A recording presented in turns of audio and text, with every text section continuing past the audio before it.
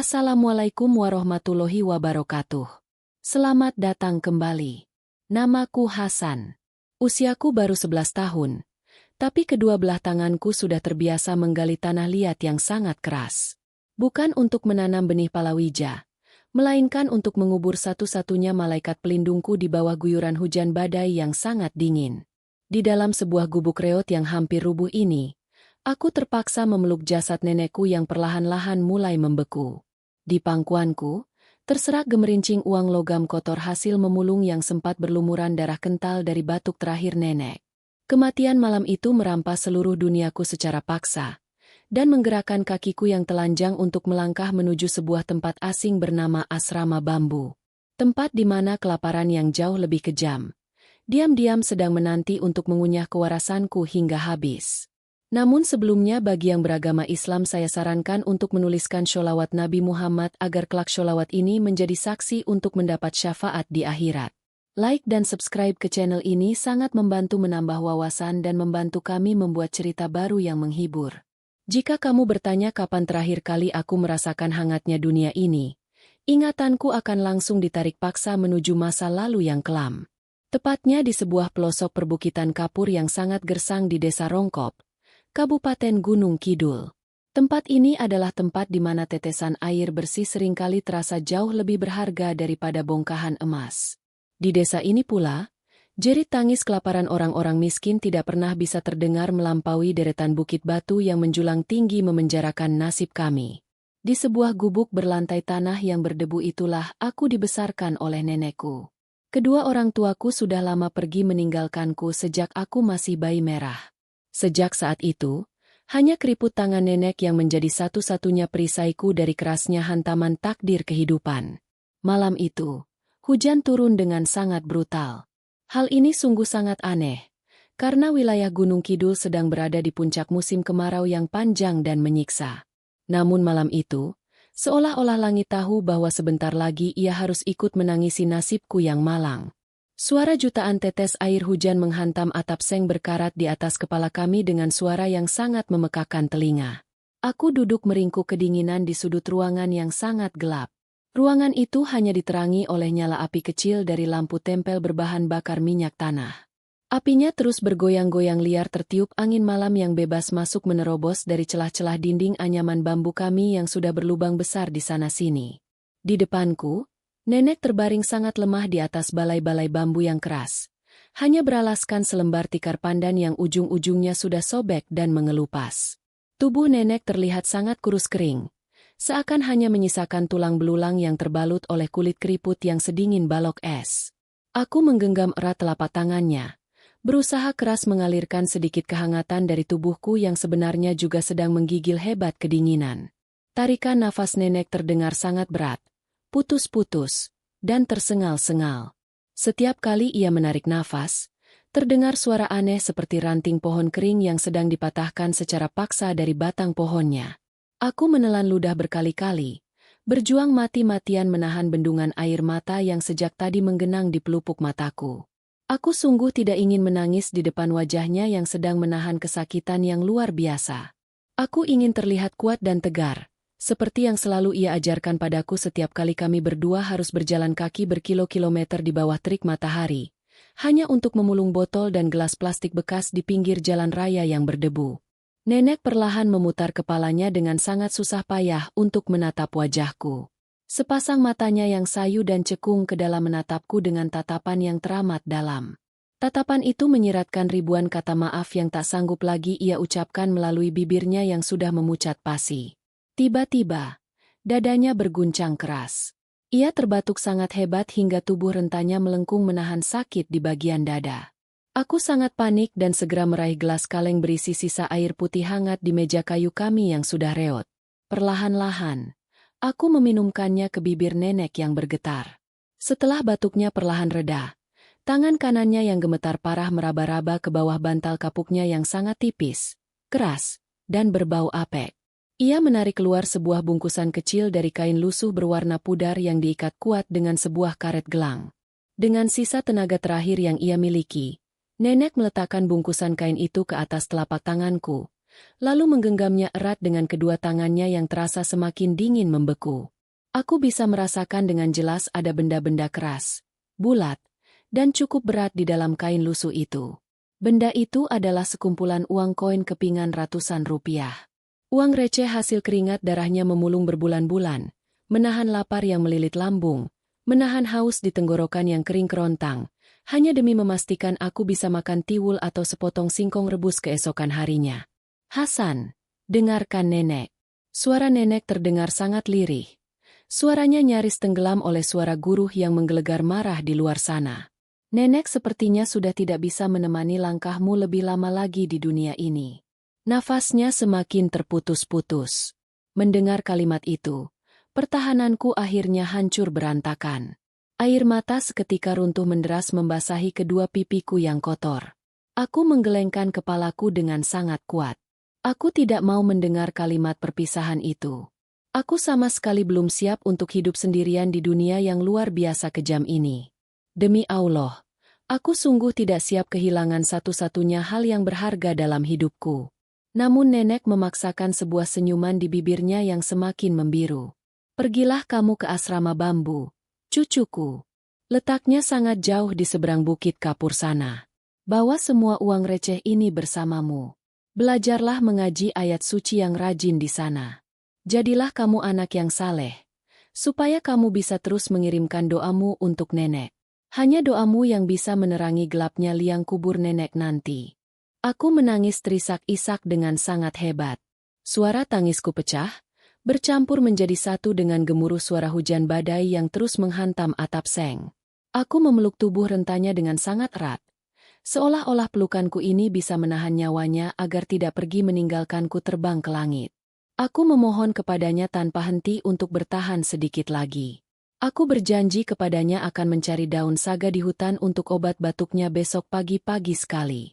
Aku berjanji akan bekerja jauh lebih keras membantunya memulung agar ia bisa beristirahat penuh di rumah. Tapi genggaman tangan nenek di tanganku perlahan-lahan mulai melemah, melonggar, dan akhirnya terlepas jatuh ke atas tikar. Sepasang matanya perlahan menutup dengan damai. Seiring dengan hembusan nafas terakhirnya yang berhembus sangat lembut menyapu wajahku yang sudah basah kuyup oleh air mata keputusasaan. Nenek telah pergi. Ia benar-benar meninggalkanku sendirian di dalam gubuk gelap ini, di tengah amukan badai yang tak kunjung reda. Malam itu aku menjerit sejadi-jadinya, memanggil-manggil namanya hingga pita suaraku terasa robek dan suaraku habis tak tersisa. Tidak ada satupun tetangga yang datang untuk menolongku, karena rumah terdekat berjarak sangat jauh, dan gemuruh suara badai menelan habis semua jeritan keputusasaanku. Aku menghabiskan sisa malam yang sangat panjang dan mematikan itu dengan terus memeluk tubuh nenek yang perlahan-lahan menjadi kaku, dan sedingin bongkahan es di kutub. Di tengah isak tangisku yang menyayat hati, aku merapalkan doa-doa pendek sebisa yang aku tahu. Alhamdulillah, batinku mencoba menghibur diri sendiri di tengah kehancuran. Setidaknya nenek tidak akan pernah merasakan sakit lagi di dadanya. Setidaknya ia tidak perlu lagi menahan perihnya rasa lapar saat ia harus berbohong sudah kenyang demi memberikan jatah nasi putihnya untukku. Sementara ia sendiri hanya mengunyah singkong sisa yang keras dan berbau tanah. Keesokan paginya, langit masih menyisakan rintik-rintik gerimis kecil yang dingin menusuk tulang. Beberapa orang warga desa akhirnya datang ke gubukku. Setelah aku berlari tanpa alas kaki sambil menangis histeris meminta tolong ke rumah kepala desa. Mereka membantu memandikan dan menguburkan jasad nenekku di tempat pemakaman umum desa yang sepi. Tanah makam itu berupa tanah liat merah yang lengket bercampur dengan batuan kapur putih yang tajam. Proses penggalian liang lahat berjalan sangat lambat dan sulit karena cangkul para warga seringkali membentur bongkahan batu kapur yang sangat keras di bawah lapisan tanah. Setiap kali terdengar suara benturan logam cangkul dengan batu kapur, hatiku ikut bergetar hebat. Aku membayangkan tubuh renta nenekku yang kurus itu harus berbaring di atas permukaan tanah dan batu yang dingin dan keras selamanya. Aku berdiri mematung di depan gundukan tanah merah yang masih basah itu. Aku berdiri menunduk tanpa memakai payung, membiarkan gerimis menyamarkan air mataku yang terus mengalir deras tanpa henti. Aku membelai nisan kayu sederhananya secara perlahan, mengucap sumpah dan janji dalam hati sanubariku bahwa aku pasti akan memenuhi permintaan terakhirnya. Aku harus pergi melangkah menuju asrama bambu. Siang itu juga, tanpa menunda-nunda waktu lagi, aku kembali ke gubuk reot itu untuk yang terakhir kalinya. Tidak banyak barang peninggalan yang bisa aku bawa pergi. Aku hanya mengambil 2 potong baju rombengku yang sudah penuh tambalan kain perca, sebuah kain sarung usang peninggalan kakek yang seumur hidup belum pernah kulihat wajahnya, dan sebuah peci hitam yang sudah memudar warnanya menjadi kecoklatan. Semua barang-barang kumal itu aku masukkan ke dalam sebuah karung beras berukuran kecil. Karung itu kubuat menjadi seperti tas ransel punggung dengan cara mengikatkan tali rafia di kedua ujungnya. Bungkusan kain lusuh berisi uang logam receh peninggalan nenekku simpan dalam-dalam di saku celana pendekku, menempel ketat di pahaku seakan-akan itu adalah nyawaku sendiri. Aku melangkahkan kakiku keluar dari pintu gubuk itu. Aku menoleh sekali lagi ke arah rumah yang telah menyimpan seluruh kenangan masa kecilku yang penuh derita namun sangat hangat oleh cinta nenek. Setelah itu, aku membalikkan badanku dan mulai berjalan lurus ke depan. Perjalanan jauh menuju asrama bambu ini bukanlah sebuah perjalanan yang mudah bagi seorang anak miskin berusia 11 tahun sepertiku. Aku harus berjalan kaki melewati jalanan tanah berbatu yang meliuk-liuk curam membelah perbukitan kapur Gunung Kidul yang menantang. Setiap langkah kaki yang aku ambil terasa seperti memikul beban seberat bongkahan batu gunung. Matahari siang di langit Gunung Kidul seolah-olah turun lebih rendah hanya untuk memanggang tubuh kecilku yang lemah tak berdaya. Telapak kakiku yang telanjang dan hanya beralaskan sandal jepit tipis yang sudah putus talinya dan kusambung dengan peniti, terasa sangat perih, melepuh, dan berdarah setiap kali menginjak batu kerikil kapur yang runcing. Angin panas sisa-sisa badai semalam bertiup kencang menusuk-nusuk tulang belulangku yang hanya dibalut oleh pakaian tipis yang masih setengah basah oleh keringat dan gerimis. Perutku terus-menerus berbunyi merintih kesakitan, mengingatkan saraf-sarafku bahwa aku sama sekali belum menelan makanan apapun sejak kemarin sore. Tapi aku tidak mempedulikan rasa sakit yang luar biasa itu. Aku terus mengayunkan kakiku ke depan, membiarkan rasa ngilu dan lelah menguasai seluruh aliran darah di tubuhku. Setiap kali langkahku terasa gontai, pandanganku berkunang-kunang, dan tubuhku hampir jatuh tersungkur ke tanah berbatu. Aku segera meraba saku celanaku, merasakan tekstur bungkusan uang logam itu. Sentuhan kecil itu seolah-olah memberiku sebuah tenaga gaib tambahan untuk terus hidup. Di kepalaku kini hanya tersisa satu tujuan yang sangat jelas, yaitu menemukan asrama bambu. Tempat di mana aku menaruh secercah harapan kecil untuk menyambung hidupku yang rapuh, dan tempat di mana aku harus memenuhi janjiku kepada satu-satunya orang yang pernah menyayangiku di dunia yang sepi ini. Langkah demi langkah yang menyiksa, aku semakin jauh meninggalkan masa laluku, menyusuri jalanan sepi yang berdebu tanpa pernah tahu bahwa petaka kelaparan yang jauh lebih mengerikan sebenarnya sedang duduk manis menungguku di ujung bukit kapur sana. Entah sudah berapa puluh ribu langkah aku menyeret kedua belah kakiku yang sudah mati rasa ini melintasi perbukitan kapur yang luar biasa tandus. Matahari siang itu bersinar dengan sangat beringas, seolah-olah memiliki niat jahat untuk membakar habis ubun-ubunku hingga menjadi debu. Angin kemarau berhembus sangat kencang membawa debu-debu putih pekat yang langsung menempel menutupi wajahku yang berkeringat deras dan penuh dengan sisa-sisa air mata kepedihan. Rasa haus yang sangat ekstrim mulai mencekik leherku dengan kuat, membuat tenggorokanku terasa seperti diisi oleh serpihan pecahan kaca tajam setiap kali aku mencoba menelan ludah. Namun sedikit pun aku tidak berani menghentikan langkahku di bawah terik matahari itu.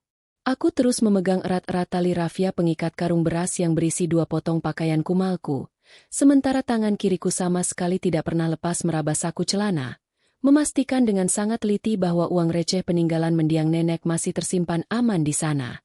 Setelah berjam-jam melewati jalanan tanah menanjak yang dipenuhi oleh batuan kapur tajam, sepasang mataku yang sudah berkunang-kunang akhirnya berhasil menangkap bayangan sebuah bangunan tua memanjang dari kejauhan.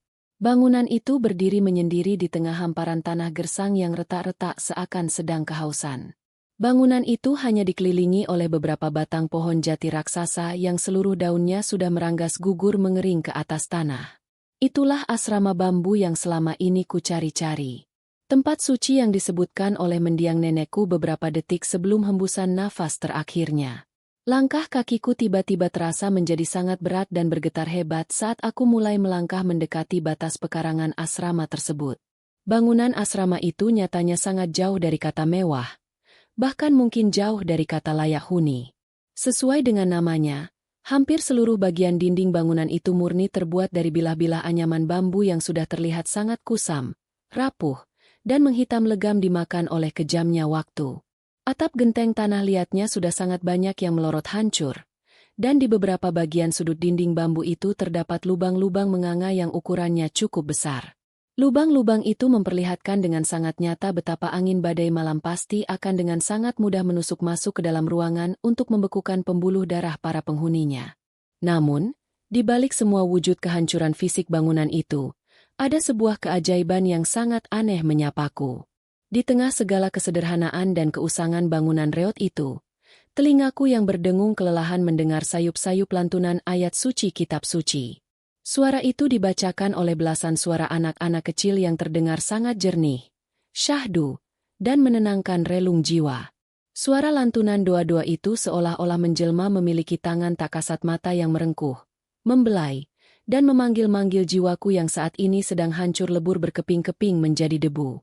Dengan perasaan ragu-ragu dan seluruh persendian tubuh yang terus gemetar kelaparan, aku memaksakan diri melangkah masuk melewati sebuah ambang pintu kayu tua yang sudah tidak memiliki engsel yang sempurna. Di sebuah ruang depan yang hanya beralaskan selembar tikar pandan tipis yang robek di bagian ujungnya, duduklah seorang pria parubaya dengan memakai sebuah peci putih kusam dan baju koko berlengan panjang yang warnanya sudah memudar menjadi kekuningan. Pria itu perlahan menolehkan kepalanya ke arahku. Wajahnya sungguh sangat teduh dan memancarkan cahaya, dihiasi oleh sebuah senyuman tipis yang sangat tulus yang entah mengapa langsung sukses membuat seluruh rasa ketakutan dan kepanikan di dalam rongga dadaku menguap lenyap tidak bersisa. Beliau adalah Kiai Lutfi. Beliau adalah sosok pengasuh tunggal sekaligus satu-satunya orang tua pengganti bagi puluhan anak yatim piatu yang terbuang oleh kejamnya dunia di asrama miskin ini. Aku berjalan tertatih-tatih menyeret kakiku yang berdarah mendekati posisi beliau duduk. Aku lalu seketika menjatuhkan kedua lututku yang lemas ke atas lantai semen kasar, dan mencium punggung tangan beliau yang terasa sangat keras mengapal namun anehnya mengalirkan kehangatan yang luar biasa ke dalam aliran darahku. Dengan suara tenggorokan yang terus bergetar hebat dan air mata yang kembali tumpah mengalir deras menganak sungai di kedua pipiku, aku menceritakan semua kepedihanku tanpa ada yang ditutupi.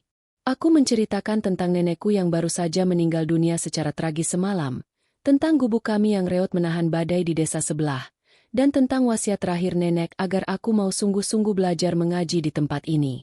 Dengan sisa-sisa tenaga terakhirku, aku merogoh saku celana pendekku, mengeluarkan bungkusan kain lusuh berisi kepingan uang receh itu, dan menyodorkannya lurus ke hadapan beliau dengan kedua belah tangan yang gemetar hebat sebagai uang biaya tebusan agar beliau sudi menerimaku bernaung di sini.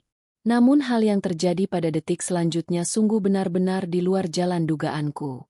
Ki Lutfi sama sekali tidak berniat mengambil bungkusan kotor uang itu. Beliau justru secara perlahan mengangkat dan menangkupkan kedua telapak tangannya yang besar dan hangat ke atas punggung tanganku yang kotor. Dan dengan gerakan yang sangat lembut menenangkan, beliau mendorong bungkusan uang logam itu kembali menempel ke depan dadaku. Sepasang mata teduh beliau seketika terlihat memerah dan berkaca-kaca menatap lekat wajahku yang sangat dekil oleh debu jalanan, keringat, dan sisa air mata. Simpan uangmu baik-baik, anakku yang malang. Asrama buruk rupa ini didirikan semata-mata hanya karena mengharap ridha Allah yang Maha Kuasa, bukan karena mengharapkan uangmu sepeser pun. Kamu sudah aman sekarang. Kamu sudah berada di dalam rumahmu sendiri. Begitu kata beliau dengan suara bariton yang sangat lembut dan bergetar. Selembut usapan tangan kanannya yang mulai mengelus-ngelus kepalaku yang penuh debu kemarau. Rangkaian kalimat singkat itu seketika meruntuhkan hancur lebur seluruh sisa-sisa benteng pertahanan batinku. Aku langsung menangis meraung-raung terseduh-seduh menelungkupkan wajahku yang basah ke atas pangkuan paha beliau. Aku menumpahkan segala rasa ketakutan yang mencekam, rasa kehilangan yang menyiksa batin, dan seluruh keputusasaan yang sejak meledaknya badai semalam terus-menerus mencekik leher napasku. Untuk pertama kalinya sejak kepergian nenek dari dunia ini, aku benar-benar yakin dan merasa bahwa aku tidak lagi berjalan sendirian di tengah dunia yang kejam dan tak kenal ampun ini. Di bilik asrama reot inilah aku perlahan-lahan mulai merajut kembali serpihan-serpihan hidupku yang sempat hancur menjadi abu. Aku berkenalan dan bertemu dengan banyak anak-anak malang lain yang ternyata menggendong nasib yang persis sama denganku. Kami semua di asrama ini hanyalah sekumpulan anak-anak buangan yang ditinggalkan oleh nasib, namun disatukan kuat oleh kejamnya takdir kehidupan di bawah perlindungan atap anyaman bambu ini. Di antara puluhan santri kecil yang ada, terdapat satu orang anak laki-laki yang paling banyak menyita seluruh perhatian dan rasa empatiku. Nama anak kecil itu adalah Fadil. Usia Fadil baru menginjak sekitar 7 tahun saja. Tubuhnya sangat ramah mungil dan kurus kering seperti ranting pohon. Ia selalu terlihat mondar-mandir mengenakan kemeja lungsuran bekas berwarna pudar yang ukurannya sangat kebesaran. Saking besarnya pakaian itu, kain lengannya selalu terjatuh ke bawah menutupi hingga separuh telapak tangan kecilnya. Fadil adalah santri yang paling muda di asrama ini, dan ia memiliki kepribadian yang sangat pemalu sekaligus sangat penakut jika mendengar suara keras.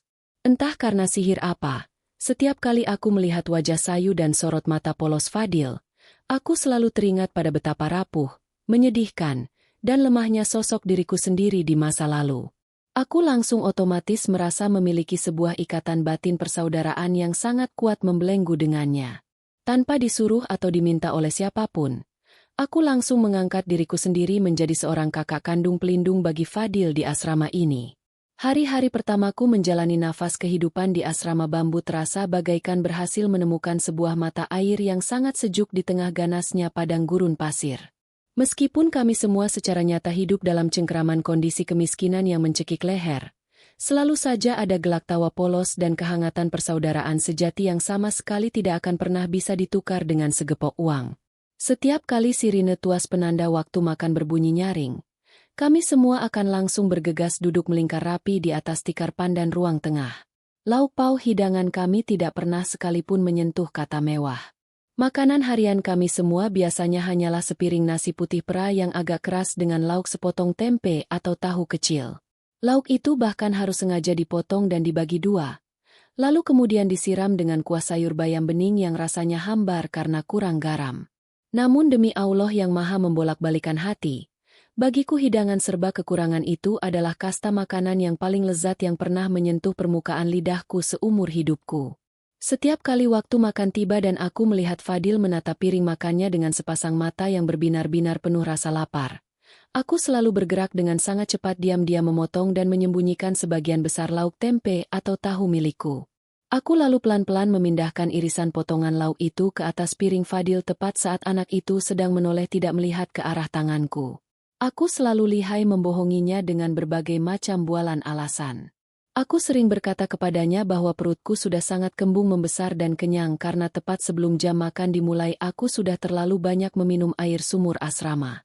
Melihat Fadil mengunyah makanannya dengan sangat lahap dan beringas sambil sesekali tersenyum lebar menyunggingkan pipinya yang sangat tirus. Hal sederhana itu sudah jauh lebih dari cukup untuk membuat dinding lambungku terasa terisi sangat penuh. Alhamdulillah, setidaknya aku masih diberi kesempatan untuk bisa melihat bibir wajah orang lain tersenyum bahagia karena pengorbanan kecil diriku. Namun sungguh teramat disayangkan, kebahagiaan manis dan kehangatan semu itu ternyata tidak ditakdirkan oleh penguasa langit untuk bertahan lama menemani keseharian kami. Tepat saat aku mulai memasuki bulan ke-6 tinggal menetap di asrama ini, sebuah wujud musibah yang datangnya sangat sunyi dan tak kasat mata merayap perlahan-lahan menghampiri leher kami semua.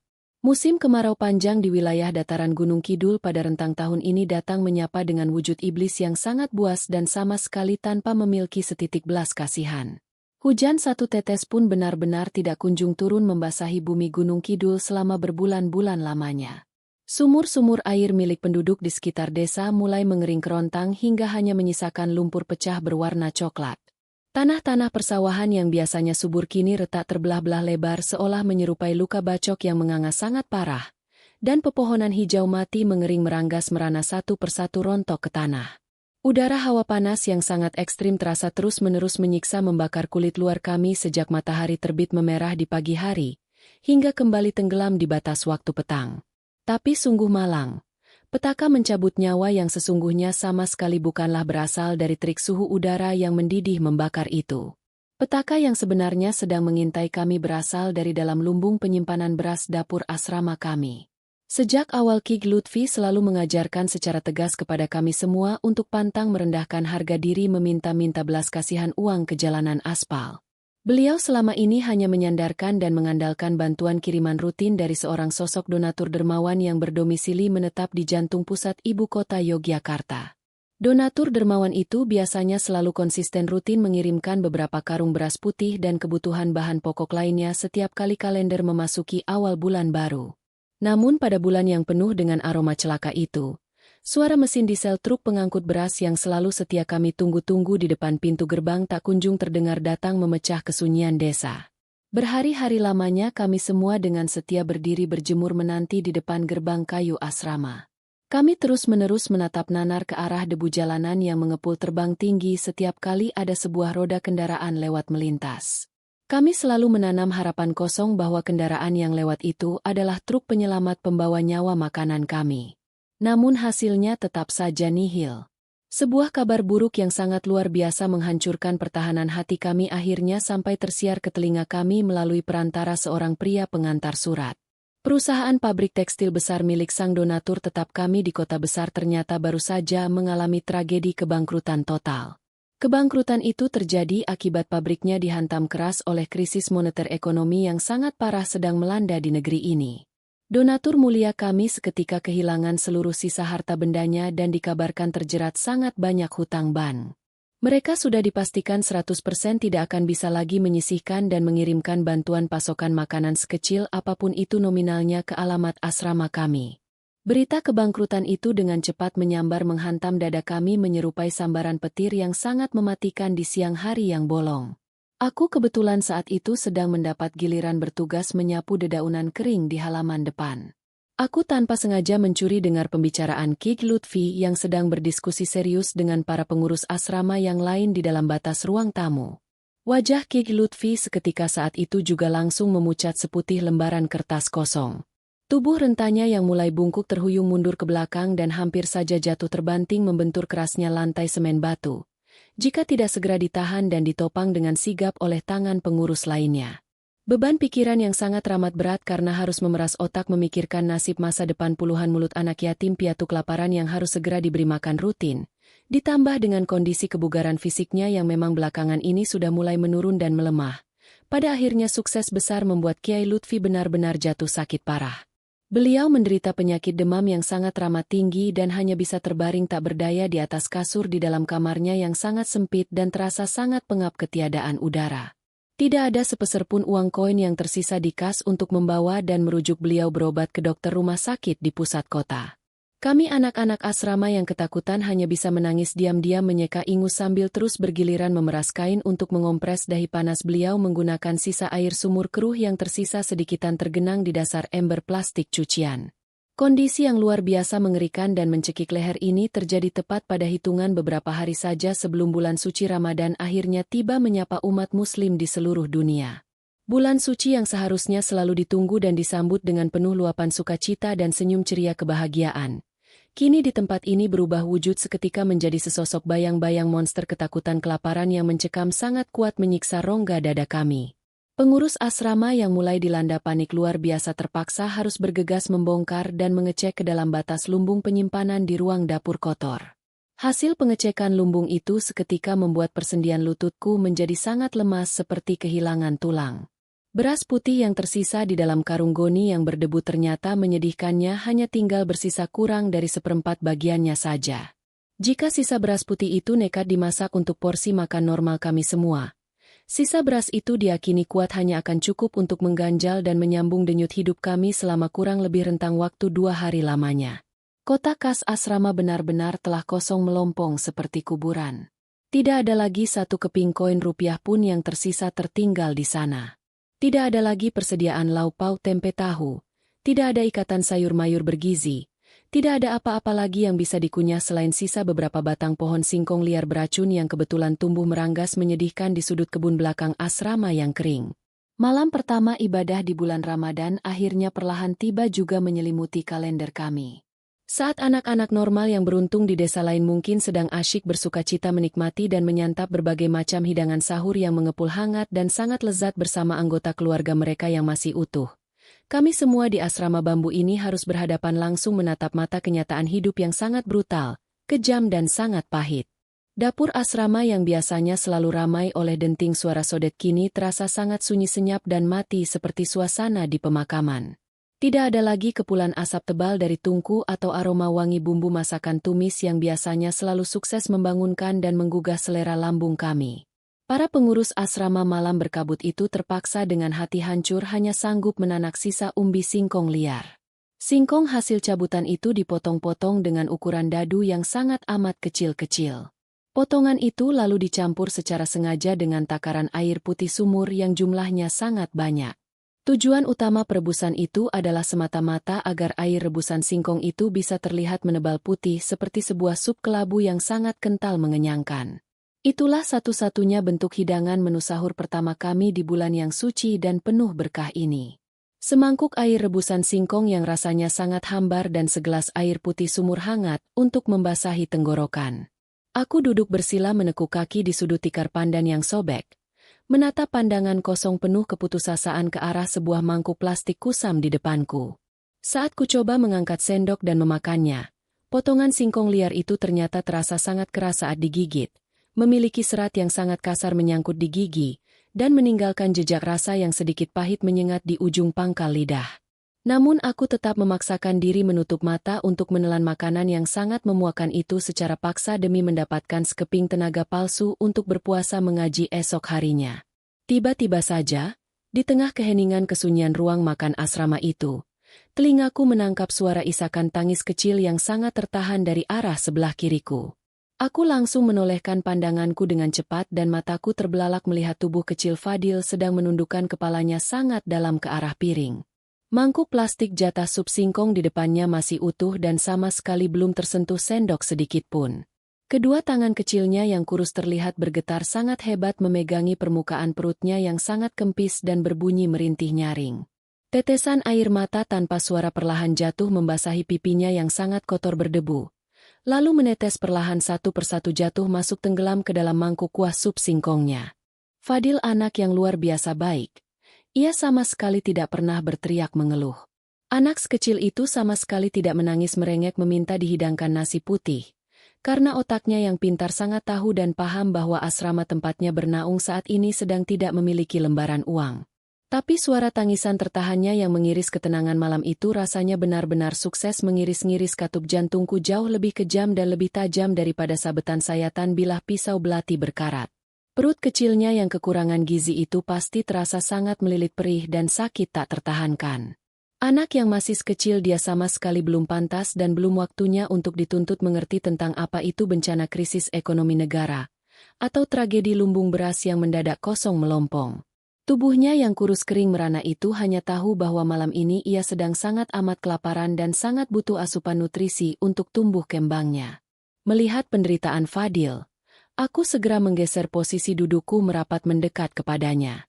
Aku langsung merangkul sangat erat pundak sempit Fadil dan perlahan menarik kepalanya bersandar masuk ke dekapan dadaku yang bidang. Aku membiarkan tetesan air mata panasnya membasahi membanjiri dada baju rombengku tanpa protes. Sementara sepasang mataku menatap sangat tajam dan penuh kilatan amarah ke arah sela-sela dinding anyaman bambu yang menunjukkan kegelapan gulita di luar sana. Dadaku saat itu bergemuruh dengan sangat hebat dan liar, dipenuhi oleh racikan campuran rasa marah yang luar biasa pada takdir nasib yang tidak adil, rasa sedih yang sangat amat mendalam menggerogoti jiwa, dan sebuah tekad niat nekat yang tiba-tiba menyala-nyala sangat terang. Sambil kedua tanganku terus-menerus mengusap-usap lembut helaian rambut Fadil yang lepek oleh keringat dingin ketakutan, aku bersumpah dengan suara teriakan yang sangat keras di dalam rongga hatiku. Apapun rintangan maut yang terjadi, bagaimanapun cara curang atau hina yang harus aku tempuh nanti, aku sama sekali tidak akan pernah sudi membiarkan adik kecil tersayangku ini harus menangis kelaparan lagi pada saat beduk waktu berbuka puasa besok maghrib berkumandang. Aku bersumpah mengikat janji pada diriku sendiri akan mencari 1000 jalan cara untuk segera mendapatkan butiran nasi yang layak untuknya. Meskipun untuk mewujudkan hal gila itu, aku harus dengan ikhlas mengorbankan nyawaku sendiri sebagai taruhannya. Matahari siang di langit Gunung Kidul terasa sedang memuntahkan lahar panasnya tepat di atas ubun-ubunku. Udara kemarau yang berdebu terasa sangat membakar jaringan paru-paru setiap kali aku menarik nafas panjang. Hari ini adalah hari pertama kami menjalankan ibadah puasa, dan kondisi pemandangan di dalam bilik asrama bambu sudah sangat mirip dengan suasana bangsal rumah sakit darurat peperangan. Hampir seluruh anak-anak panti asuhan, termasuk Fadil, tergeletak lemas tak berdaya di atas lantai semen yang kotor dan berdebu. Mereka semua tertidur meringkuk menahan rasa perih yang luar biasa, karena dinding lambung mereka dipaksa berpuasa hanya dengan bekal air rebusan singkong hambar tadi waktu sahur. Suara dengkuran lelah dan sesekali rintihan sakit yang tertahan bersahutan menyayat hati memecah kesunyian asrama. Aku sendiri sebenarnya sedang berada tepat di ambang batas kesadaranku. Perutku sedari pagi terasa seperti sedang ditusuk-tusuk oleh ribuan jarum tajam berkarat, melilit hebat tanpa henti hingga membuat pandanganku berulang kali menjadi gelap berkunang-kunang. Namun, sumpah suci yang telah kuucapkan semalam di dalam dada terus-menerus berteriak keras memecut kesadaranku. Aku menatap lekat wajah tertidur Fadil yang pucat pasi menahan lapar, dan rasa sakit luar biasa di perutku seketika kalah oleh rasa cinta persaudaraan yang sangat besar kepadanya. Dengan sisa-sisa tenaga gaib yang entah datang dari mana, aku memaksakan diriku untuk bangkit berdiri memapah dinding bambu. Aku perlahan mengendap-endap melangkah keluar melewati daun pintu kayu asrama tanpa menimbulkan suara decitan sedikitpun. Aku berniat menyelinap pergi secara diam-diam menuju Pasar Bedoyo, sebuah pasar tradisional yang letak jaraknya cukup jauh membelah deretan perbukitan kapur dari letak asrama kami. Perjalanan kaki seorang diri membelah jalanan aspal yang seolah meleleh karena terik matahari benar-benar menyiksa setiap inci syaraf di tubuh kurusku. Telapak kakiku yang telanjang berulang kali melepuh menginjak batu kerikil jalanan yang memanas. Namun aku sama sekali tidak mempedulikannya. Sesampainya di bagian paling belakang Pasar Bedoyo yang kumuh dan tersembunyi, bau busuk tumpukan sampah yang sangat menyengat hidung langsung menyergap masuk ke dalam rongga dadaku. Bau busuk itu seketika membuat perutku yang kosong meronta-ronta mual ingin memuntahkan isi cairan empedu. Di sanalah, di tengah gunungan sampah pasar yang dikerumuni oleh ribuan lalat hijau besar, aku mulai mengais-ngais sebuah harapan hidup. Kedua tanganku yang gemetar menahan mual perlahan mengorek-ngorek tumpukan sisa sayuran busuk dan plastik kotor basah, mencari-cari makanan sisa yang sudah dibuang oleh para pedagang warung makan. Tiba-tiba, mataku tertuju pada sebuah bungkusan daun pisang yang sudah koyak tergeletak pasrah di sudut tumpukan sampah basah. Dengan jantung yang mendadak berdebar sangat kencang, aku meraih bungkusan kotor itu dan membukanya dengan tangan bergetar. Di dalamnya terdapat kepalan sisa nasi putih yang sudah kotor bercampur tanah, berlendir, dan berbau sedikit asam menyengat karena sudah basi. Air mata kehinaanku langsung menetes deras jatuh mengenai butiran-butiran nasi buangan itu. Sungguh tragis jalan hidup ini, di saat anak-anak lain di luar sana dengan mudahnya membuang-buang makanan. Aku justru harus menangis bahagia menemukan sisa nasi basi dari tempat pembuangan sampah demi menyambung nyawa adikku tercinta. Tanpa ada rasa jijik sedikitpun di benakku, aku memunguti butiran nasi kotor itu dengan sangat hati-hati, memisahkannya dari kerikil tajam dan belatung putih yang merayap menggeliat, lalu membungkus sisa makanan itu menggunakan ujung baju rombeng yang sedang kukenakan. Setelah berhasil mendapatkan harta karun yang menjijikan itu, aku segera berlari terseok-seok meninggalkan area belakang pasar menuju ke arah aliran sungai Oya yang airnya sudah hampir mengering kerontang akibat dilanda kemarau panjang. Di bawah naungan sebuah pohon beringin tua yang akarnya menjalar panjang ke dasar sungai berbatu, aku berjongkok diam di tepi aliran air sungai yang sangat dangkal. Dengan sangat telaten dan penuh kesabaran tingkat tinggi, aku mencuci sisa nasi basi itu berulang-ulang kali menggunakan sisa air sungai yang mengalir. Aku menggosok-gosok butiran nasi itu dengan telapak tanganku hingga bau asam menyengat dan lendir basinya perlahan-lahan menghilang hanyut terbawa arus air. Setiap kali aliran air sungai itu berubah warna menjadi keruh karena lunturan kotoran dari nasi basi tersebut, hatiku rasanya ikut tergores berdarah-darah. Ya Allah, sehina inikah jalan kehidupan yang harus aku tempuh? Pertanyaan itu terus-menerus bergema meratap di kepalaku. Namun bayangan senyuman tulus Fadil yang sedang kelaparan selalu berhasil membungkam segala keluh kesahku. Setelah nasi buangan dari tempat sampah itu dirasa sudah cukup bersih dari kotoran berbau, aku memeras sisa airnya hingga tuntas dan membawanya kembali dengan cara berlari menyelinap masuk ke dalam area belakang kebun asrama bambu. Saat jarum jam menunjukkan pukul 2 siang, matahari sedang berada tepat di puncak keganasannya. Dengan sangat ekstra hati-hati agar tidak menimbulkan suara dan ketahuan oleh para pengurus asrama yang sedang tertidur lemas, Aku nekat memanjat tiang bambu reot di bagian belakang bangunan dapur asrama. Aku merayap perlahan menaiki atap seng yang sudah berkarat kecoklatan dan melengkung tajam. Di atas atap yang sengaja tersembunyi dari pandangan mata orang itulah, aku meratakan helaian daun pisang lebar yang kubawa dari pasar dan menebarkan butiran-butiran nasi yang sudah kucuci bersih tadi. Aku membiarkan sengatan tajam terik matahari kemarau memanggang dan mengeringkan sisa nasi basah itu, hingga nantinya akan berubah wujud menjadi sekumpulan nasi aking yang teksturnya keras seperti batu kapur. Waktu demi waktu berlalu dengan sangat lambat dan menyiksa, hingga akhirnya bayangan pepohonan mulai memanjang menyentuh tanah menandakan waktu asyar telah tiba menyapa. Udara sore di pegunungan tidak lantas menjadi sejuk, melainkan terasa semakin pengap menekan dada. Aku perlahan turun dari atas atap setelah berhasil menyimpan nasi aking yang sudah mengering sempurna itu ke dalam selembar sobekan kain sarung bersih. Aku kembali melangkah masuk ke dalam ruang tengah asrama dan melihat sebagian teman-temanku sudah mulai terbangun duduk dengan wajah-wajah yang luar biasa putus asa kelaparan. Saat aku melongok mengintip ke arah ruangan dapur kayu, pemandangan yang tersaji sukses besar membuat duniaku kembali runtuh berantakan. Panci besar yang tadi malam berisi sup air rebusan singkong itu sudah benar-benar kosong bersih. Hanya tersisa kurang dari setengah mangkuk plastik kecil berisi bubur singkong encer yang warnanya sangat pucat dan menyedihkan. Porsi sedikitan itu bahkan diyakini tidak akan cukup untuk mengganjal perut bayi sekalipun. Apalagi untuk anak-anak seusiaku yang sedang menahan perih lapar puasa seharian penuh. Aku tanpa pikir panjang segera meraih mangkuk kecil terakhir itu dengan kedua belah tanganku yang terus gemetar dingin. Aku berjalan perlahan menghampiri sosok Fadil yang sedang duduk bersandar sangat lemah di sudut dinding bilik anyaman bambu. Wajah Fadil terlihat sangat pucat layaknya mayat hidup, dan kelopak matanya terlihat sangat cekung menghitam tanda kurang tidur. Aku menarik nafas sangat panjang menahan sesak, menelan ludah kepahitan sekuat tenaga, dan mulai memasang topeng sandiwara terbaikku pada sore hari itu.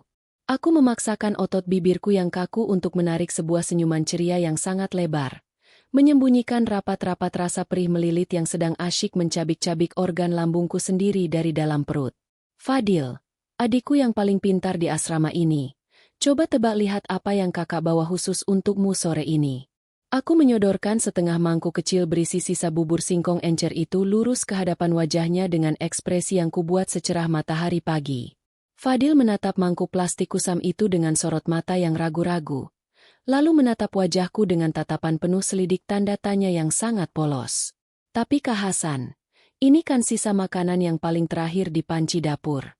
Kalau Fadil yang makan semuanya sekarang, nanti saat adzan maghrib Kak Hasan buka puasanya pakai lauk apa?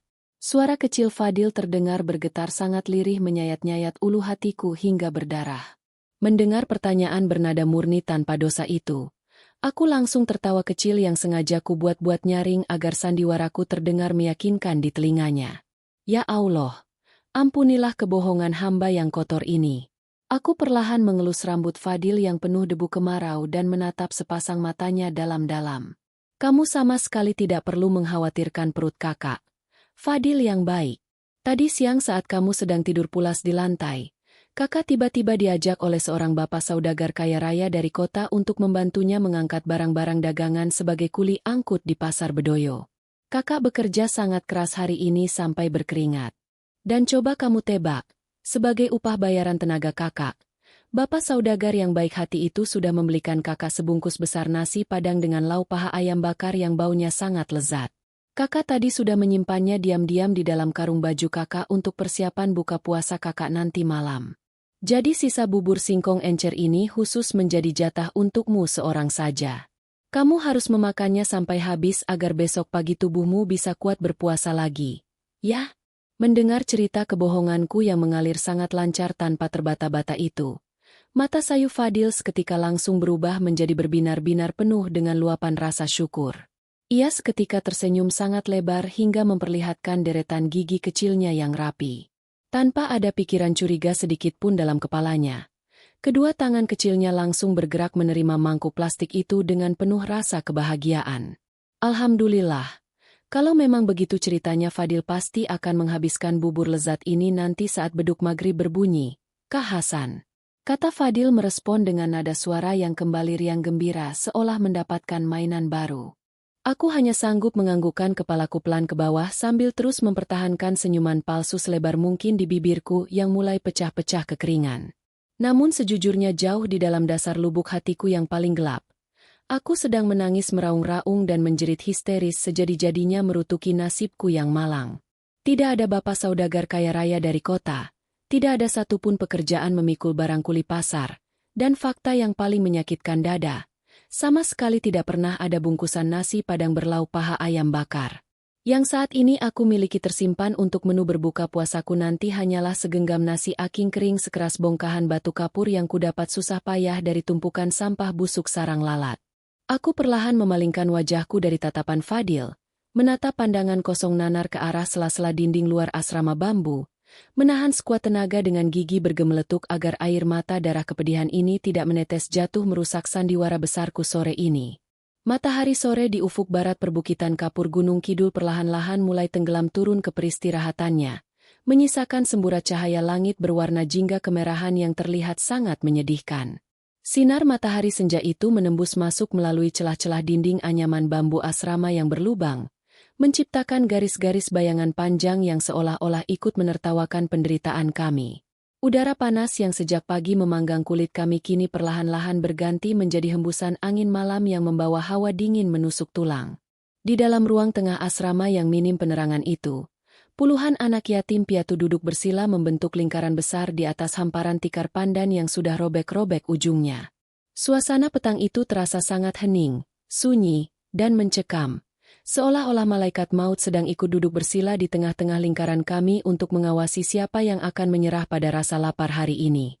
Waktu yang paling ditunggu-tunggu sekaligus yang paling mendebarkan akhirnya tiba. Suara tabuhan beduk dari Masjid Raya Desa Rongkop terdengar bertalu-talu memecah keheningan, disusul oleh kumandang suara adzan maghrib yang mengalun sangat syahdu dan menggetarkan relung hati. Suara adzan itu mengalir terbawa angin kemarau, menyapu atap-atap seng berkarat, dan masuk ke dalam telinga kami sebagai sebuah pertanda bahwa hari pertama puasa di bulan yang suci ini telah berhasil kami lewati dengan sisa-sisa nyawa yang ada. Serentak, seluruh anak-anak di ruangan itu mengangkat kedua belah tangan mereka yang bergetar lemah, menengadahkan wajah pucat mereka ke arah langit-langit bambu, dan merapalkan doa berbuka puasa dengan suara yang sangat lirih bersahut-sahutan.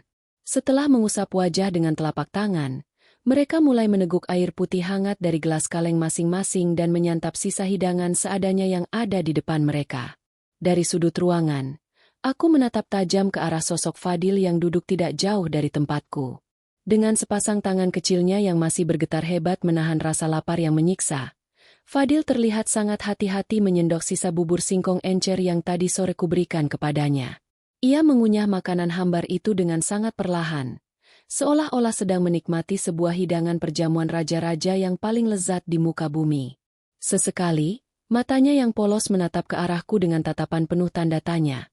Mungkin ia merasa heran mengapa aku belum juga mengeluarkan bungkusan nasi padang berlauk ayam bakar yang tadi sore kuceritakan kepadanya. Menyadari tatapan penasaran Fadil, aku segera melemparkan sebuah senyuman lebar yang sangat meyakinkan kepadanya. Aku menganggukkan kepalaku pelan, memberikan sebuah isyarat palsu bahwa aku akan segera pergi ke ruangan belakang untuk mengambil jatah makanan mewahku yang kusimpan rapat-rapat di sana. Dengan langkah kaki yang terasa sangat berat seperti sedang dirantai oleh besi berkarat, aku bangkit berdiri meninggalkan keramaian ruang tengah. Aku sengaja berjalan dengan tubuh tegap saat masih berada dalam jangkauan pandangan mata teman-temanku. Namun seketika bahuku merosot jatuh tak berdaya ketika aku sudah berbelok menghilang ke arah lorong sempit menuju area dapur kotor. Aku sama sekali tidak menuju ke arah karung pakaianku, karena memang tidak pernah ada sebutir nasi pun di sana, apalagi sepotong paha ayam bakar yang lezat. Langkah kakiku justru terus bergerak menjauh dari sumber cahaya lampu tempel, membawaku melangkah masuk ke dalam kegelapan gulita di sudut paling ujung bangunan asrama bambu ini. Sudut itu adalah sebuah ruangan sempit dan lembab yang biasanya hanya digunakan untuk menyimpan tumpukan kayu bakar bekas dan sisa-sisa ranting pohon kering.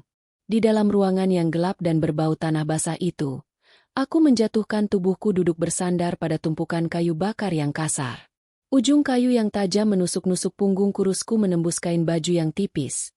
Namun rasa sakit di kulit luar itu sama sekali tidak ada artinya jika dibandingkan dengan rasa perih yang sedang mengamuk luar biasa di dalam lambungku.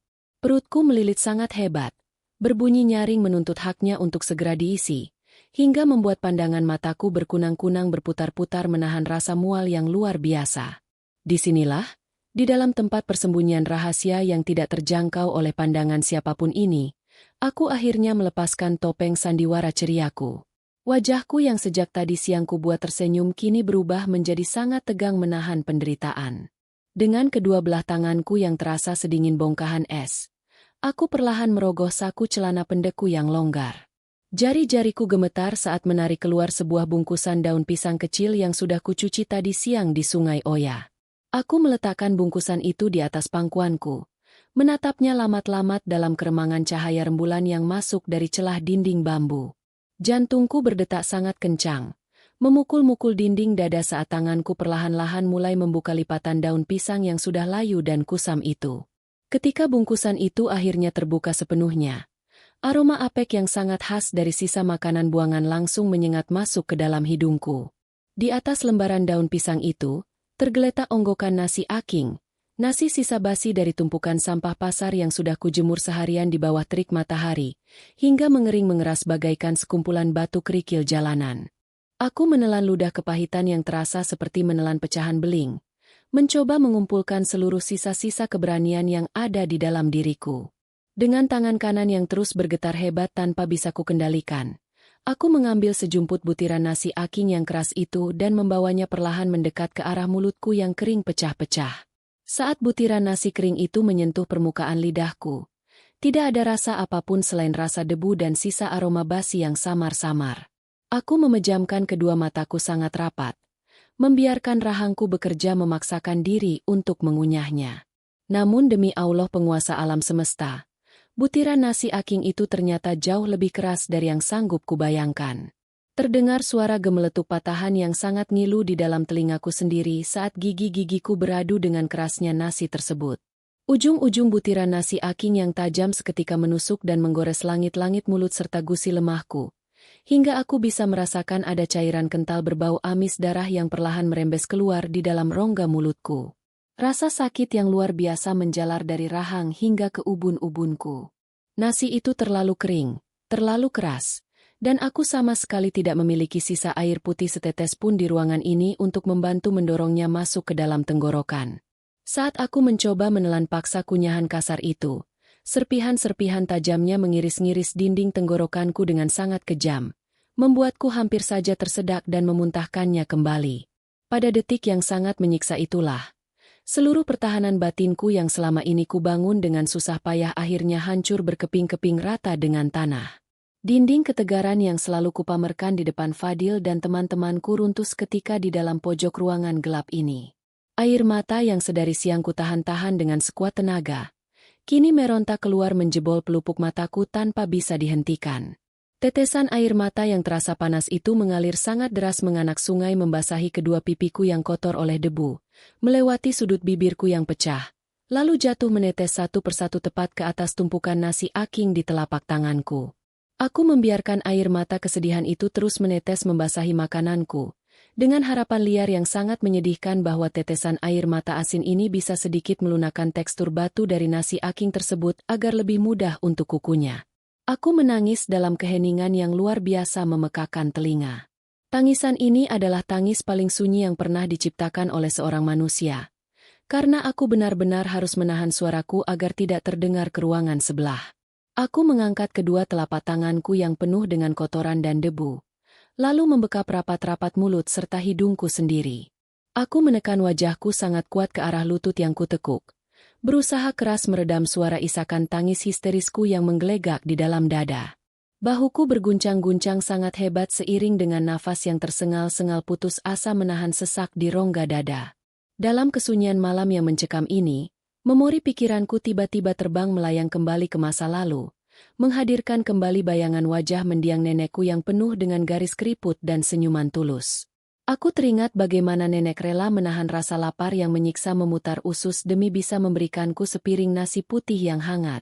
Aku teringat bagaimana tangan rentanya yang penuh luka selalu mengelus kepalaku dengan penuh kasih sayang setiap kali aku menangis. Ya Allah!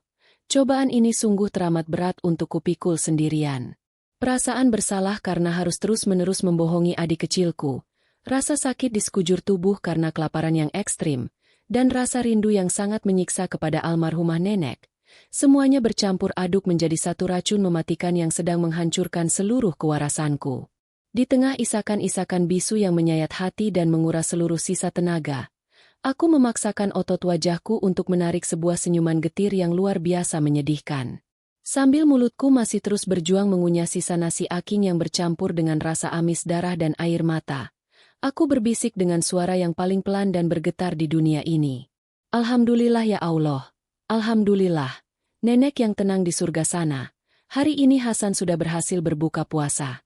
Di dalam pekatnya kegelapan ruang penyimpanan kayu bakar itu, waktu seolah-olah menolak keras untuk berjalan maju. Setiap detik yang berdetak terasa bagaikan rentetan cambukan rantai besi panas yang menghujam punggungku yang sangat kurus. Aku masih duduk meringkuk tak berdaya, bersandar pasrah pada tumpukan ranting pohon jati kering yang ujung-ujungnya sangat tajam menusuk menembus kulitku. Namun, rasa sakit akibat tusukan ujung kayu itu sama sekali tidak bisa menandingi perihnya rasa lapar yang sedang beringas menggerogoti dinding lambungku dari dalam perut. Di telapak tanganku yang terus bergetar hebat tanpa bisa kukendalikan, sisa butiran nasi aking yang sekeras bongkahan batu kapur itu kini telah basah kuyup oleh tetesan air mataku sendiri. Aku terus memaksakan rahangku yang mulai kebas dan kaku untuk terus mengunyah. Meskipun rasa amis darah segar perlahan-lahan mulai mendominasi seluruh rongga mulutku. Setiap kali aku mencoba menelan serpihan kasar itu, tenggorokanku serasa disayat-sayat secara perlahan oleh silet yang berkarat. Ini adalah sebuah bentuk penyiksaan fisik yang sangat brutal. Namun ini jugalah satu-satunya jalan pintas paling hina yang bisa kuambil agar nyawaku tidak melayang malam ini.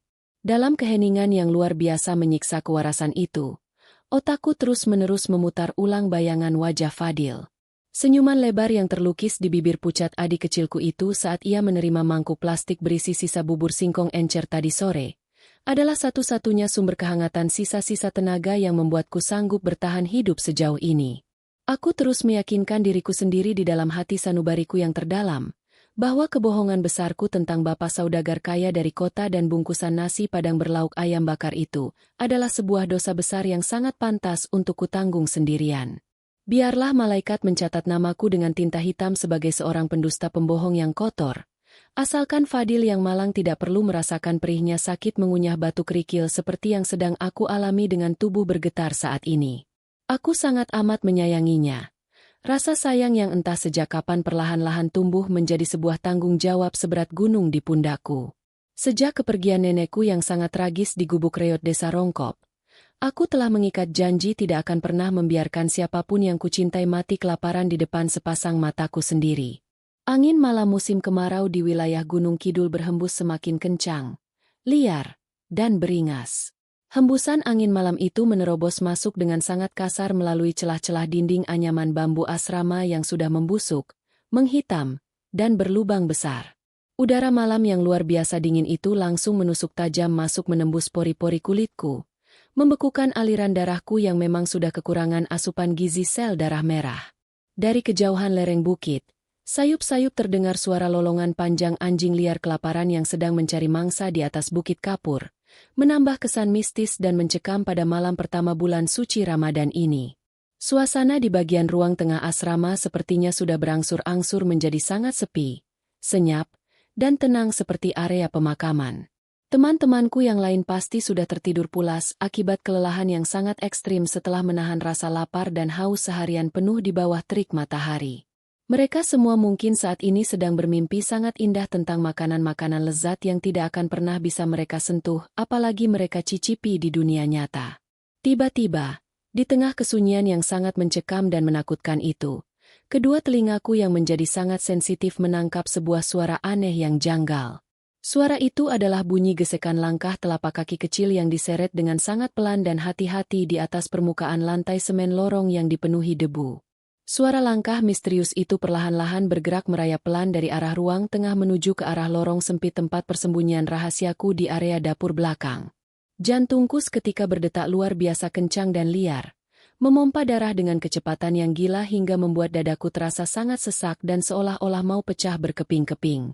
Langkah kaki siapakah itu yang berani berkeliaran pada malam selarut dan segelap ini? Keringat dingin sebesar biji jagung seketika bermunculan deras membasahi seluruh dahi dan pelipisku yang pucat. Aku langsung seketika menghentikan paksa gerakan rahangku yang sedang mengunyah nasi aking, menahan nafas kuat-kuat agar suara hembusan nafasku yang berat tidak terdengar keluar ruangan sedikit pun. Langkah kaki misterius itu semakin lama terasa semakin mendekat dan semakin jelas terdengar mengancam duniaku. Suara langkahnya terdengar ragu-ragu. Sesekali terhenti sejenak seolah sedang mendengarkan arah suara, lalu kembali melangkah maju memecah kesunyian malam. Dalam kepanikan batin yang luar biasa hebat, aku berusaha mati-matian untuk segera menyembunyikan sisa makanan nasi aking yang masih ada di atas telapak tanganku. Dengan sisa-sisa tenaga panik yang kumiliki, aku membungkus kembali butiran-butiran keras berlumur cairan darah itu ke dalam lipatan lembaran daun pisang yang sudah sangat kusam. Aku lalu segera memasukkannya secara paksa ke dalam saku celana pendekku yang longgar agar tidak terlihat. Aku bergegas mengusap wajahku yang basah oleh campuran air mata dan keringat dingin itu menggunakan punggung tanganku yang luar biasa kotor. Aku mencoba mengatur kembali ritme hembusan nafasku yang memburu cepat. Berusaha sangat keras merias wajahku dalam kegelapan agar terlihat senormal mungkin tanpa jejak kesedihan. Aku sama sekali tidak siap jika ada teman atau pengurus asrama yang memergoki perbuatan hinaku yang memalukan ini. Kak Hasan bersembunyi di mana? Sebuah suara panggilan yang sangat lirih, bergetar, dan teramat pelan terdengar memecah keheningan lorong gelap itu. Suara lirih itu adalah suara Fadil. Seketika itu juga, seluruh aliran darah di dalam tubuhku terasa langsung berhenti mengalir membeku. Dunia di sekitarku seolah-olah runtuh menimpa tepat di atas kepalaku yang pusing. Untuk tujuan apa anak sekecil Fadil berani menyusulku ke ruangan belakang yang sangat gelap, sepi, dan menakutkan ini? Apakah perut kecilnya sudah berhasil menghabiskan jatah bubur singkongnya dan kini ia datang ingin meminta jatah sisa lauk ayam bakar fiktif yang sengaja kuceritakan padanya tadi sore? Pertanyaan-pertanyaan menakutkan dan penuh penyesalan itu berputar-putar dengan liar di dalam kepalaku layaknya sebuah badai topan yang merusak. Aku menggigit bibir bawahku dengan sangat kuat dan keras hingga mengeluarkan darah segar. Menahan isakan tangis keputusasaan yang kembali mendesak kuat ingin keluar meledak dari dalam tenggorokanku. Aku membeku mematung di sudut ruangan kotor itu.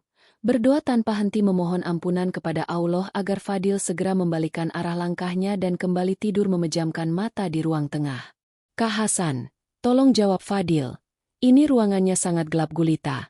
Fadil takut sendirian di luar sini. Kak Hasan sedang asyik makan lauk nasi padangnya di dalam ruangan sini ya. Suara Fadil terdengar semakin dekat menyiksa telingaku. Kini letak sumber suaranya hanya berjarak beberapa jengkal saja di balik dinding anyaman bambu tua tepat di samping tempatku bersembunyi menahan sakit. Terdengar bunyi telapak tangan kecilnya meraba-raba permukaan kasar dinding bambu itu dari luar, mencari-cari arah jalan masuk pintu atau sekadar mencari celah kecil untuk melihat ke bagian dalam ruangan. Aku menutupi mulutku sendiri dengan kedua belah telapak tanganku secara paksa, memejamkan sepasang mataku sangat erat menahan pedih, dan menangis meronta-ronta tanpa mengeluarkan sebercak suara pun. Air mataku kembali tumpah menderas membasahi wajahku sama sekali tidak terkendali. Ya Allah yang Maha Penyayang, jauhkanlah ia dari tempat terkutuk ini. Aku sungguh tidak sanggup melihat wajahnya yang penuh kekecewaan nanti. Rintihku menjerit-jerit di dalam hati dengan penuh keputusasaan yang sangat menyayat-sayat hati nuraniku. Namun suratan takdir rupanya telah memiliki rencananya sendiri yang luar biasa kejam untuk membongkar tuntas kebohonganku malam itu juga. Di salah satu bagian dinding anyaman bambu yang sangat usang di sampingku itu, terdapat sebuah celah lubang memanjang yang ukurannya cukup besar, akibat ikatan anyamannya yang sudah putus terurai dimakan oleh kawanan rayap tanah.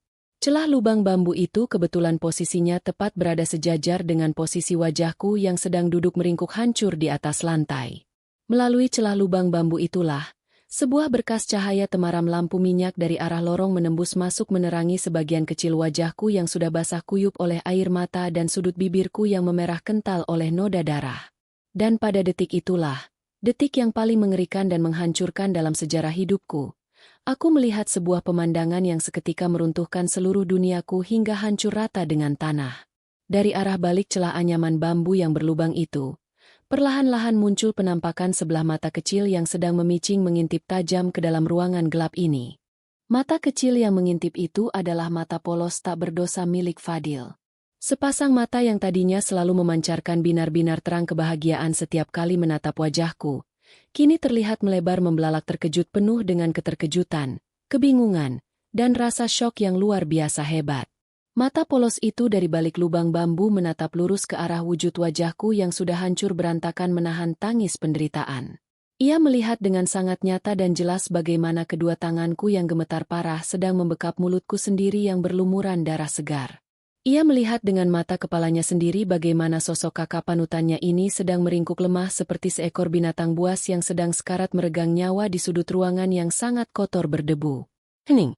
Waktu benar-benar berhenti berdetak menampar wajahku di asrama bambu malam itu. Hanya terdengar suara helaan nafas kaget Fadil yang tertahan di tenggorokan dari arah balik dinding bambu.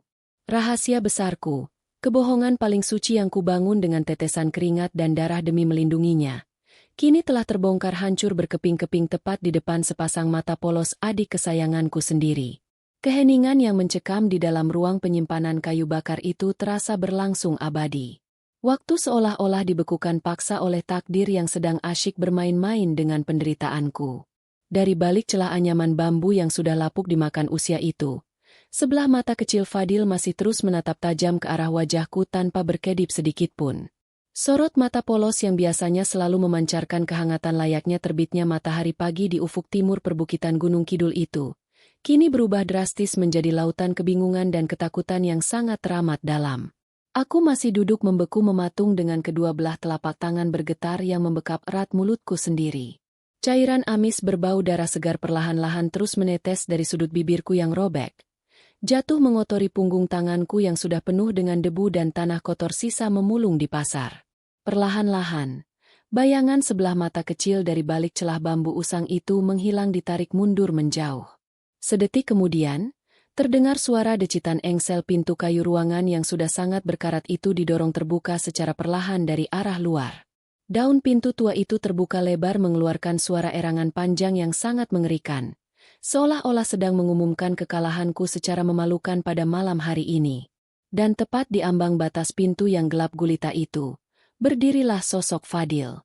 Tubuh mungilnya yang terbalut kemeja lungsuran kebesaran tampak bergetar sangat hebat dari ujung rambut hingga ke telapak kakinya yang telanjang.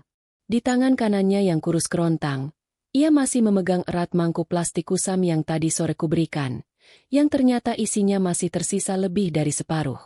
Ia ternyata sama sekali belum memakan habis jatah bubur singkong encernya. Fadil melangkahkan kakinya masuk ke dalam ruangan gelap dan berbau tanah lembab itu dengan gerakan yang sangat ragu-ragu, pelan, dan terus bergetar hebat. Sepasang matanya yang sudah berkaca-kaca memantulkan cahaya temaram nyala lampu minyak dari arah lorong luar asrama. Ia berjalan semakin mendekat ke arah sudut tempatku meringkuk hancur menyandar pada tumpukan kayu tajam. Kak Hasan, suara kecil Fadil akhirnya memecah kesunyian malam. Suaranya terdengar sangat parau, bergetar ketakutan, dan penuh dengan isakan tertahan di pangkal tenggorokan. Kenapa mulut Kak Hasan mengeluarkan darah merah? Mana bungkusan nasi padang berlauk daging ayam bakar yang Kak Hasan ceritakan dan janjikan tadi sore? Kenapa Kak Hasan menangis terseduh-seduh sendirian di tempat yang segelap dan sekotor ini? Runtetan pertanyaan murni tanpa dosa yang meluncur bebas dari bibir kecilnya itu laksana ribuan anak panah beracun yang melesat sangat cepat dan menghujam tepat menembus ulu hatiku secara bersamaan. Aku terkesiap kaget luar biasa. Hembusan nafasku seolah tercekat keras tak bisa keluar dari saluran tenggorokan. Dengan kepanikan batin yang luar biasa liar dan pikiran yang sudah sangat buntu kehilangan akal, aku memaksakan otot saraf wajahku untuk kembali menarik sebuah senyuman kebohongan yang luar biasa kaku, konyol, dan sangat menyedihkan. Aku buru-buru mengusap kasar noda darah segar di bibirku menggunakan ujung lengan baju rombengku, lalu menyembunyikan kedua belah tanganku dengan cepat ke belakang punggung agar ia tidak melihat jari-jariku yang terus bergetar hebat. Oh, Fadil, kakak sama sekali tidak apa-apa. Suaraku keluar terbata-bata, serak, dan sangat memalukan telingaku sendiri. Kakak tadi hanya tidak sengaja menggigit lidah dan bibir kakak sendiri saat sedang asyik mengunyah daging ayam bakar yang sangat lezat itu. Iya, tulang ayam bakarnya terlalu keras. Jadi gusi kakak sedikit berdarah saat menggigitnya. Kakak sengaja makan sembunyi-sembunyi di sini supaya tidak mengganggu teman-teman santri lain yang sedang tertidur pulas kelelahan di ruang depan. Aku mencoba merangkai kebohongan lagi, sebuah kebohongan murahan yang sangat bodoh, rendahan, dan sama sekali tidak masuk di akal manusia waras. Fadil sama sekali bukanlah anak yang bodoh. Meskipun usianya baru menginjak angka 7 tahun, penderitaan hidup yang keras telah memaksanya untuk tumbuh menjadi seorang anak yang sangat peka terhadap kesedihan di sekitarnya. Fadil langsung menggelengkan kepalanya dengan sangat kuat. Air mata kesedihannya mulai jatuh berderai menderas membasahi kedua pipinya yang tirus menyedihkan. Kak Hasan bohong sama Fadil. Jerit Fadil dengan suara bergetar menahan ledakan tangis yang mulai pecah. Fadil melihat semuanya dengan mata Fadil sendiri dari celah lubang bambu di luar sana tadi. Kakak sama sekali tidak sedang makan nasi padang lauk ayam. Kakak sedang memakan benda aneh yang sangat keras dan berbau apek dari dalam saku celana kakak. Kak Hasan bohong. Kak Hasan pembohong besar. Sambil menangis histeris tak terkendali, Fadil tiba-tiba berlari menerjang ke arahku yang sedang duduk melemah. Ia menjatuhkan kedua lututnya dengan keras di atas lantai semen yang dingin dan langsung menarik paksa saku celana pendekku dengan kedua belah tangan kecilnya yang entah dari mana tiba-tiba mendapatkan kekuatan yang sangat besar. Aku terkejut panik dan mencoba sekuat tenaga menghalangi gerakan tangannya. Tidak Fadil, tolong jangan lakukan ini. Hentikan perbuatanmu adikku sayang. Aku memohon merintih-rintih sambil menangis memegangi kedua pergelangan tangannya. Namun aku yang memang sudah terlalu lemah karena dihantam kelaparan ekstrim sama sekali tak sanggup menahan ledakan tenaga anak kecil yang sedang dilanda kepanikan dan rasa ingin tahu yang luar biasa itu. Dalam pergumulan singkat yang sangat menyayat hati itu, bungkusan daun pisang kusam di dalam sakuku akhirnya tertarik paksa keluar dan jatuh melayang membentur kerasnya lantai semen asrama. Ikatan daun pisang yang sudah layu dan rapuh itu terbuka berantakan secara kasar. Seluruh isinya seketika tumpah berserakan menyebar di bawah sorotan cahaya remang-remang ruangan kotor itu. Butiran-butiran nasi aking yang sudah mengeras keras batu kerikil pegunungan, berwarna kusam penuh debu, berbau apek asam menyerang hidung karena basi dibuang di tempat sampah, dan sebagian permukaannya telah bernoda merah pekat karena cairan darah dari gusiku yang robek. Kini terpampang sangat nyata tanpa bisa kututupi dan kusembunyikan lagi dari pandangannya. Fadil seketika terdiam membeku sangat kaku menyerupai patung es. Tangisan histerisnya tiba-tiba terhenti paksa digantikan oleh tatapan kosong yang penuh dengan rasa syok yang luar biasa mengerikan. Ia perlahan merundukkan tubuh kecilnya, mengulurkan jari tangan mungilnya yang terus bergetar hebat, lalu memungut sebutir nasi aking bernoda darah segar itu dari atas lantai tanah. Fadil perlahan mengangkat butiran nasi batu itu mendekati wajah pucatnya, mengamatinya lekat-lekat dengan nafas tersengal. Lalu tanpa aba-aba dan sebelum aku sempat mencegahnya, ia memasukkan butiran sangat keras itu ke dalam mulutnya sendiri dan mencoba sekuat tenaga untuk mengunyahnya. Jangan kumohon muntahkan itu Fadil. Teriakku menjerit histeris sekuat tenaga membelah kesunyian malam sambil berusaha menepis tangan dan rahang Fadil. Namun semuanya sudah sangat terlambat. Fadil sudah terlanjur menggigit butiran nasi aking batu itu. Terdengar bunyi patahan yang sangat keras dan ngilu dari dalam mulut mungilnya, disusul seketika oleh jeritan tangis kesakitan yang sangat melengking keluar dari tenggorokan kecilnya. Ia segera memuntahkan kembali butiran keras itu ke telapak tangannya sambil menangis terseduh-seduh memegangi rahangnya yang luar biasa kesakitan akibat beradu dengan makanan keras tak layak konsumsi itu. Ya Allah yang Maha Agung penguasa alam semesta. Kak Hasan makan batu. Kak Hasan makan sisa makanan basi yang sangat keras seperti batu kerikil. Fadil menjerit-menjerit histeris sambil menangis meraung-raung memecah kesunyian malam panti asuhan kami. Jadi selama ini Kak Hasan rela kelaparan dan memakan batu tajam bernoda darah ini setiap hari supaya Fadil bisa makan bubur singkong buatan dapur. Kenapa Kak Hasan bohong sama Fadil? Kenapa Kak Hasan sangat jahat menyiksa diri Kak Hasan sendiri sampai berdarah-berdarah? Kenapa Kak Hasan tidak jujur bilang dari awal kalau kita semua di asrama ini sudah benar-benar tidak punya persediaan makanan sama sekali? Fadil menangis sejadi-jadinya meratapi kebodohanku. Ia melempar mangkuk bubur singkong encernya ke arah lantai hingga mangkuk itu pecah tumpah berantakan. Lalu seketika menubruk tubuh kurusku dan memeluk leherku dengan sangat amat kuat dan erat. Seluruh pertahanan jiwaku yang sedari tadi kususun rapi akhirnya benar-benar hancur lebur berkeping-keping tanpa menyisakan sisa sedikit pun. Aku membalas pelukan Fadil dengan tak kalah erat dan putus asanya. Kami berdua jatuh terduduk saling berpelukan erat di atas kasarnya tumpukan kayu bakar. menangis meraung-raung ke udara menumpahkan segala bentuk kepahitan takdir nasib yang sangat kejam mencekik urat leher kami. Maafkan kebohongan kakak, Fadil. Maafkan kakak yang hina ini. Aku berteriak di tengah isak tangis yang membuat saluran nafasku nyaris putus berhenti berdetak. Kakak hanya tidak ingin melihatmu mati kelaparan di depan mata kakak. Kakak sudah bersumpah berjanji tidak akan ada lagi orang yang kakak sayangi menangis karena kelaparan. Nenek kakak di desa sudah meninggal dunia secara tragis karena menahan rasa lapar yang menyiksa. Kakak sungguh tidak mau kehilanganmu juga. Kakak rela menelan serpihan pecahan kaca tajam sekalipun asalkan kamu bisa terus tersenyum kenyang hari ini. Ruang penyimpanan kayu bakar yang sempit, gelap, dan pengap itu kini telah berubah menjadi saksi bisu pecahnya ledakan tangisan dua orang anak miskin yatim piatu yang dipaksa menelan kenyataan hidup paling pahit di muka bumi perbukitan Gunung Kidul. Suara tangisan histeris dan raungan kepedihan kami berdua bergema sangat keras menulikan telinga, memantul-mantul menabrak dinding anyaman bambu berdebu, dan mengudara membelah sunyinya malam pertama bulan suci Ramadan yang menyayat hati. Aku terus-menerus memeluk erat tubuh mungil Fadil yang bergetar kedinginan di dalam dekapanku, mengusap-usap punggung sempitnya yang kini hanya terbalut oleh balok-balok tulang rusuk, membiarkan aliran air matanya yang panas membasahi seluruh leher dan pundakku. Dunia ini terasa begitu tidak adil, begitu kejam memuakan, dan sangat tidak punya setitik belas kasihan kepada kami anak-anak malang yang dibuang layaknya sampah oleh takdir. Bahkan untuk sekadar bermimpi mengantar membawa tubuh rentan Ki Lutfi pergi berobat ke rumah sakit umum daerah Wonosari saja kami semua sudah tidak memiliki biaya uang koin sepeser pun. Apalagi untuk sekadar membeli sepiring nasi putih hangat berlauk ayam yang layak untuk dimakan. Kami benar-benar telah ditinggalkan sendirian membusuk untuk mati perlahan-lahan karena kelaparan di tengah amukan badai kemarau panjang yang mengeringkan sumur-sumur ini. Di tengah pusaran raungan tangis keputusasaan yang terus menggema menyayat hati nurani itu, aku dan Fadil sama sekali tidak menyadari suatu hal yang sangat penting. Kami sama sekali tidak menyadari bahwa suara teriakan dan tangisan histeris Fadil yang luar biasa keras dan melengking tadi ternyata telah sukses besar mengagetkan dan membangunkan seluruh penghuni yang tertidur di asrama bambu.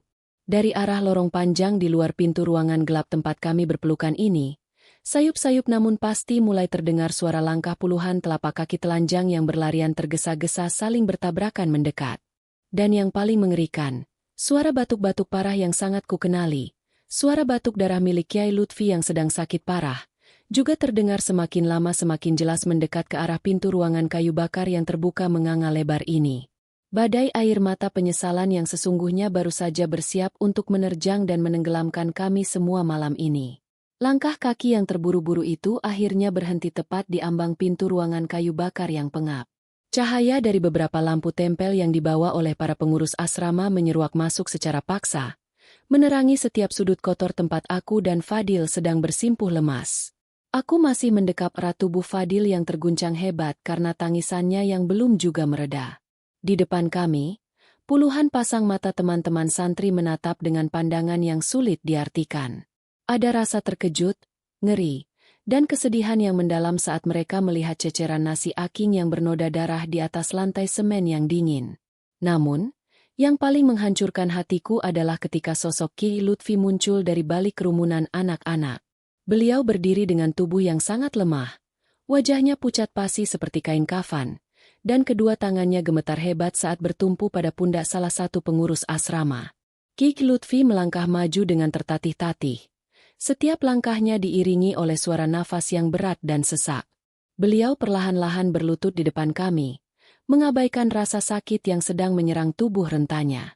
Tangan beliau yang kasar dan hangat meraih daguku, mengangkat wajahku agar menatap langsung ke dalam sepasang matanya yang sudah basah oleh air mata.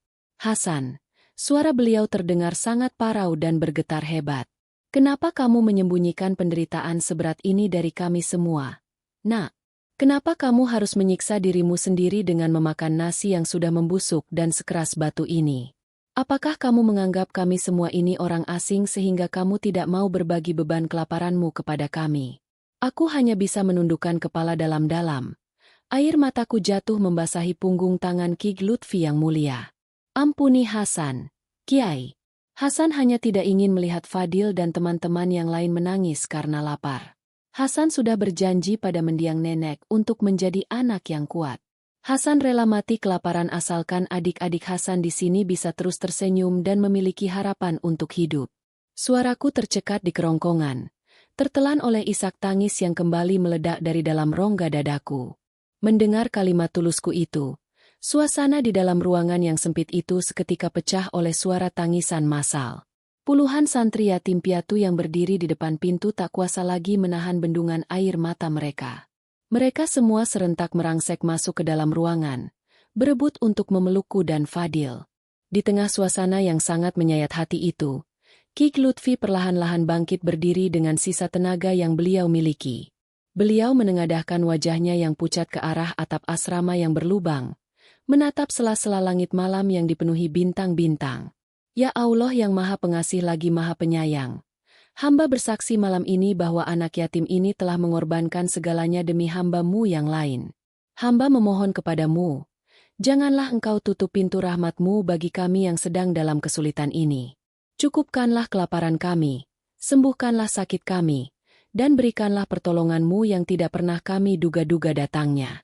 Doa yang dipanjatkan dengan suara lirih namun penuh keyakinan itu terasa sangat menggetarkan setiap inci anyaman bambu asrama kami. Seolah-olah seluruh alam semesta ikut mengaminkan jeritan doa dari seorang hamba yang sedang diuji dengan sangat berat. Keajaiban Allah yang Maha Besar ternyata benar-benar nyata dan tidak pernah terlambat sedetik pun. Belum sempat Ki Lutfi menyelesaikan rangkaian doanya, dari arah halaman depan asrama yang gelap gulita, terdengar suara raungan mesin kendaraan yang sangat besar mendekat. Suara mesin itu semakin lama semakin keras, disusul oleh sorotan lampu depan mobil yang sangat terang benderang menerobos masuk melewati celah-celah dinding bambu. Seluruh penghuni asrama terdiam seketika dalam kebingungan. Siapakah yang berani bertamu ke tempat terpencil ini di tengah malam buta yang sangat dingin ini? Beberapa pengurus asrama bergegas lari menuju gerbang depan untuk memeriksa keadaan. Sementara aku tetap memeluk Fadil yang mulai tenang di dalam dekapanku. Beberapa menit kemudian, pengurus asrama kembali dengan wajah yang berseri-seri penuh dengan air mata kebahagiaan. Kiai, ada rombongan mobil bak terbuka dari desa tetangga dan perwakilan dari kota. Teriak pengurus itu dengan nafas tersengal-sengal karena terlalu bersemangat. Mereka membawa banyak sekali karung-karung beras, kotak-kotak berisi makanan matang, dan obat-obatan. Katanya, ada seorang donatur misterius yang mengirimkan bantuan mendesak untuk asrama kita setelah mendengar kabar tentang kesulitan lumbung kita dari pengantar surat kemarin. Mereka juga membawa dokter untuk memeriksa kondisi Kiai sekarang juga. Alhamdulillah. Ya Allah, Alhamdulillah. Suara takbir dan tahmid seketika membahana memenuhi ruang asrama bambu yang reot itu. Satu persatu karung beras putih yang bersih dan harum mulai diturunkan dari atas bak mobil. Kotak-kotak berisi nasi hangat dengan lauk pauk yang layak mulai dibagikan kepada setiap santri yang sejak tadi menahan lapar yang luar biasa. Fadil menatap sepiring nasi hangat di depannya dengan mata yang membelalak tidak percaya, seolah-olah ia sedang melihat sebuah fata morgana di tengah padang pasir. Aku meraih sendok dan perlahan menyuapi Fadil dengan tangan yang masih sedikit bergetar. Makanlah yang banyak, Fadil. Ini nasi asli. Ini bukan lagi bubur singkong encer atau nasi aking yang keras. Kali ini kakak tidak berbohong kepadamu.